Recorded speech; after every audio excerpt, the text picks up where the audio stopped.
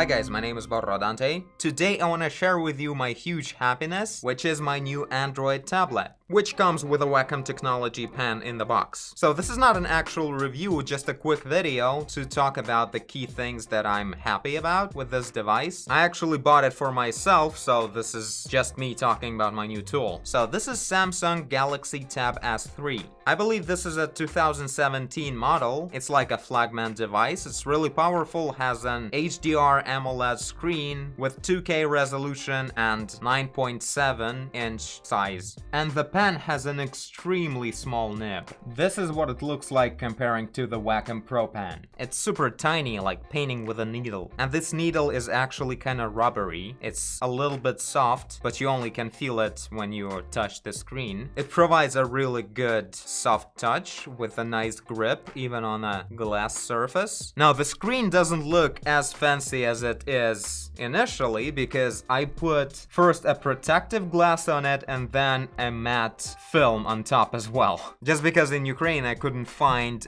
glass with a matte surface itself. All the glass for this model is only smooth. But it works perfectly well, aside from looking a bit weird on the sides. This is like literally the film sticking out. But these two layers on top of the screen are really not a big deal considering how high contrast and how bright the screen is. So it definitely doesn't feel like I lost any quality there. The matte layer kind of adds a little bit of the grain, but it's actually a bit of a less grain that I have on my Companion 2. It also has a grain surface on the screen to have a grip, so it's pretty much the same thing when you apply it. And if you don't, you just work with the glass not having a perfect grip, but the image is gonna be super high quality. So yeah, I'm not gonna show it in action right now. We're definitely gonna use it more with Infinite Painter and Autodesk Sketchbook and maybe other programs as well. I think I'll even do at least a couple of episodes of Overpaint that are coming right after this video. We'll see how it goes. I actually already painted quite a few paintings. You may have seen them on Instagram if you are following me. It has some nuances in the software, obviously, but that is the software question. We'll get to it in the future videos. So yeah, I'm just gonna show you. This is the box that it came in. Inside, there's nothing really interesting. It's super hard to get it out when there's nothing in it.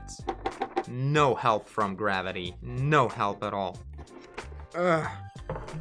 So yeah, this is what the tablet was in. I don't even remember what. Probably, yeah, it was holding all the manuals together. In here there was a charging cable. This is the hole for the pen. A charger plug in here. And there's also 6 nibs. 3 of them are hard and 3 of them are rubbery, like this one. So overall you have 7 nibs in the box.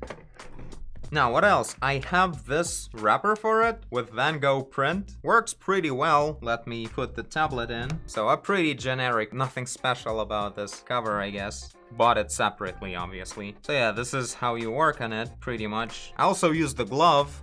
Also came separately. Always a good idea to use the glove because a mobile tablet is #1 a touch screen tablet, so to improve the palm resistance when you use the pen. The palm resistance is perfect when you see a little cursor appearing when you're hovering your pen about 1 centimeter over the screen. You can touch the screen as much as you want. It won't see any touch whatsoever. But just to make sure you don't touch the screen before you reach that distance, the glove is a good thing. If you touch it accidentally with the pinky or something, it's not gonna be a problem. It won't register a touch this way. So yeah, this is pretty much how I use it. It really feels like I still get to test it out in actual work on the commission or in the episodes. But as far as I painted on it, it has the precision and the power of a professional artist tool.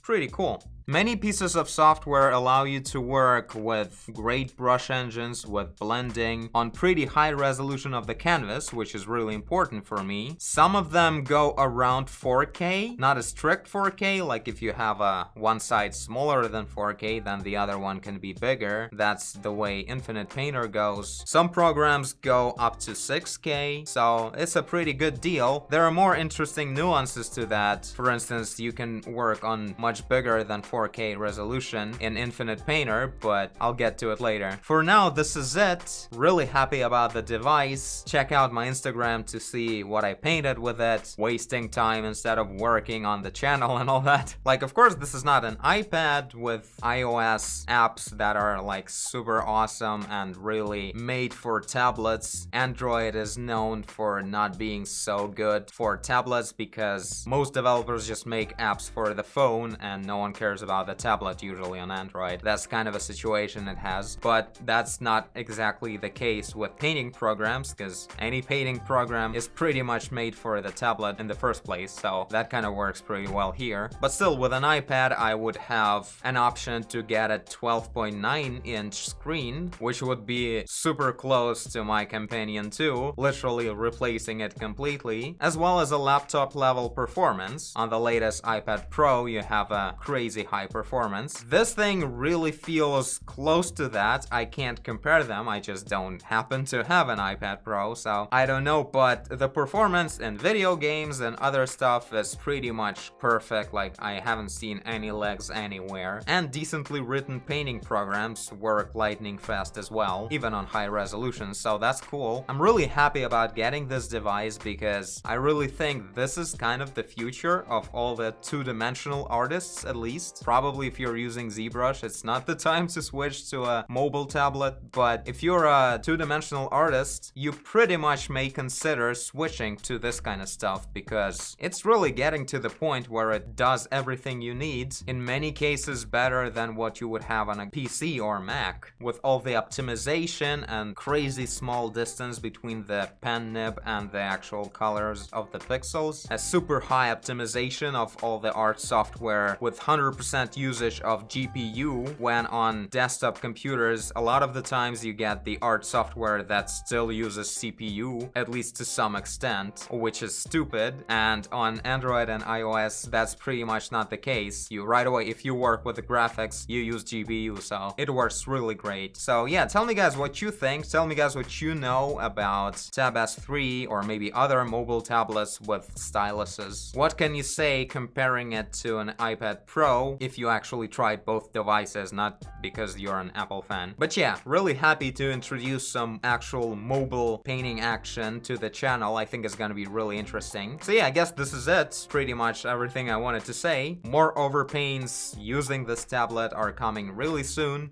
And I thank you for watching if you did. I guess I did if you're here. Leave a like and subscribe. Tell a friend. Work on a couch. Do whatever you want. And I will see you in the next one. Bye!